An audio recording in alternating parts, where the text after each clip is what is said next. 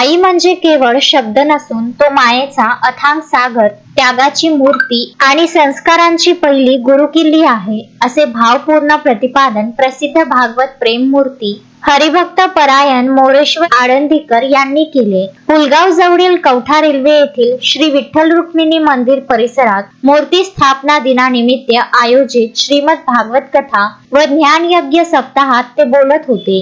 30 जानेवारी पासून सुरू झालेल्या या ज्ञान यज्ञात आई मायेचा सागर या विषयावरील कथेने भाविकांना मंत्रमुग्ध केले. आईच्या ममतेमुळेच समाजात संत, महापुरुष आणि आदर्श व्यक्तिमत्वे घडली. आईच्या कष्टाची आणि त्यागाची जाणीव ठेवून तिचा सन्मान करणे हाच खरा धर्म असल्याचे महाराजांनी सांगितले. श्रीमद भागवतातील विविध प्रसंगांच्या माध्यमातून आईचे महत्त्व विशद करताना उपस्थित भाविक भावुक झाले होते. या कथेला संगीत साथ देण्यासाठी दिनेश गायकवाड, विनोद खंदारे, वसंत काका, गजानन पसारे, कार्तिक पिंपळकर, शंकर लडके, प्रवीण तायडे, निखिल गावंडे आणि रोहित वाकेकर महाराज या कसलेल्या कलाकारांनी आपल्या सुश्राव्य गायन वादनाने कथेची रंगत वाढवली. या भव्य ज्ञान यज्ञाचा समारोप 6 फेब्रुवारी रोजी होणार असून त्यानंतर भाविकांसाठी भव्य महाप्रसादाचे आयोजन करण्यात आले आहे.